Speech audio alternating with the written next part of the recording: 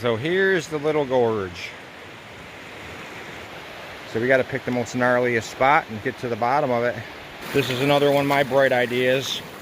Let's come over here to this big pile on this gravel bar. It's hard to make out in the camera. And dig a trench. So we punch down the bedrock and then we're going to work into that. That's all bedrock right there. So I stacked up all these to get the sluice running where B is.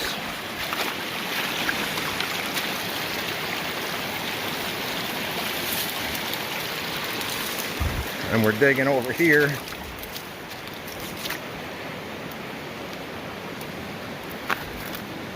There's our hole. We broke our bucket already.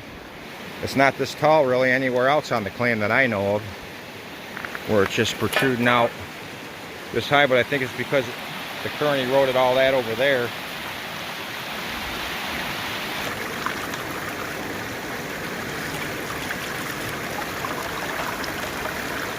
There's a lot of magnetics on that for this creek. And that magnet.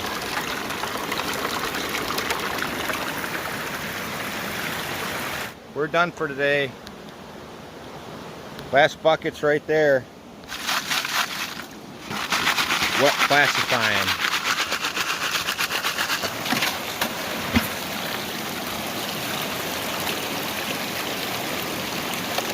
The other was in the corner over here.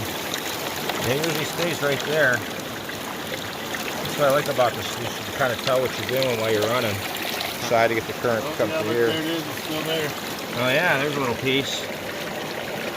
Yeah. End of the day, finally turning up. We actually did manage to get a lot of black sand, which there's not much in this creek at all. Except that chunky stuff. So, but no lead.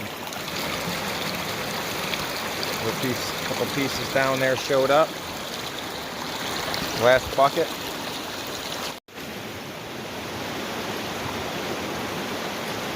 Getting after it. Just got here, brought the dogs today.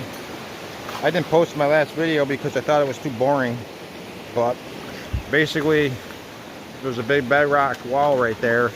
And this creek loops around coming out of a canyon, which is scrubbed clean. It's too aggressive in there to hold any sand, rocks, boulders. There's absolutely nothing in it. So it all comes blowing out here. So we want to sample this gravel bar. So I dug a trench yesterday from where the gravel bar gets down low to the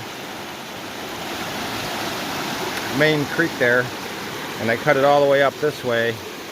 But man, it's a lot of work. I broke my shovel. There it is over there.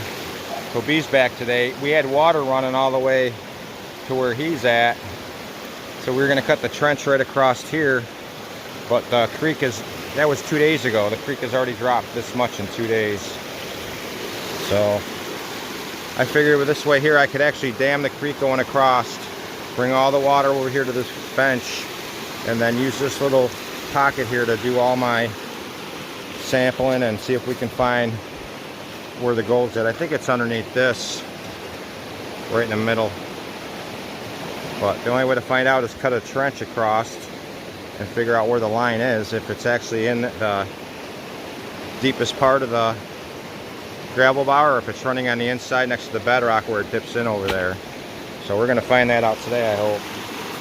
So I got this set up because what was slowing us down last time was sluicing. Running the stuff through the sluice was slowing us down. So I brought the old bucket today. I just set it up. The current was too strong down there, so I actually put the sluice box up on some rocks and I have the current running underneath it. You can see it coming out the end down there. That was the only way really to get, otherwise it was just getting dragged down. So there's not much pitch. If you look at where that hose is coming out of the bucket and where that's going in, that can't even be a foot. It's less than a foot probably, but at least the sluice box is consistent. Throughout the day the water drops here too. So it's nice to have a consistent source. See how this thing works. Alright, big progress report on today's adventures. Sluice is running good. Bucket's running good. I don't like the way the hose is pinched up like that, but every spot's different when you run this thing. I want to get this whole trench down to bedrock, and then we can start sweeping across. But for now, I'm using the water to clean up the dirt. There was all water all the way to here when we started this. It's slowly drying up. But I do think this is where the gold's running based off this big red bedrock wall and all this overburden. This is probably the line. And I've actually convinced somebody to believe in that, so there he is. I'm gonna get in that hole now and scoop out some other buckets. I'll get the classifier too, so we'll classify it. Alright. I got a new classifier. It's the big deep guy. I'm wondering if it's going to be able to make it down into the holes, or if I have to make a new bucket. I don't know if it's going to be able to reach them or not. Now it looks like it does. It's not going to. Well, here's an update. We are not to bedrock. We got a bigger classifier over there, that big jumbo one, hoping that would reach the current where the water's coming out of the bucket, but it misses it by about 1/4 inch. So I'm going to make a new bucket, and I'm going to raise the holes up so the holes actually hit the classifier and wash the material through.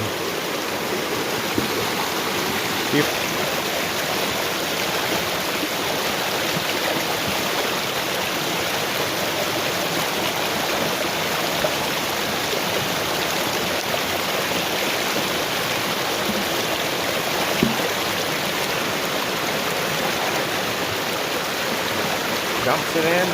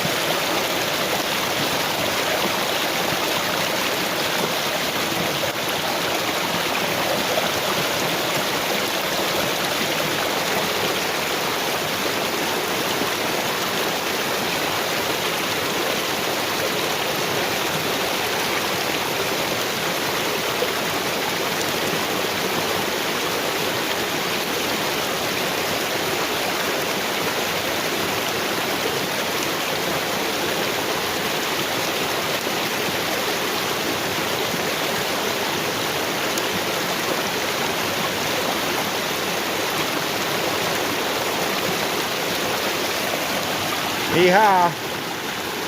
Let's hope there's gold in there. They're not the bedrock yet, but hopefully something's showing up.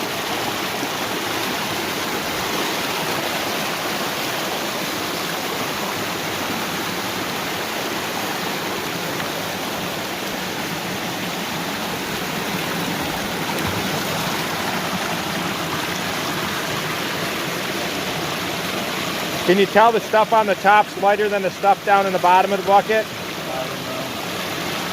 Yeah. Yeah, you can. You can definitely tell there's bigger than the bottom and the top than the bottom. Right. Definitely works like a fluid bed. You know, all that stuff coming on the sluice box was the light stuff, and the last one just kicks it to the top, it seems. Every spot's different the way you run this, though. The way your bucket's tilted. That classifier there almost made it to the... I wanted to drill some holes in the side, but I'm going to have to raise the holes up on a new bucket. Maybe about 1 inch.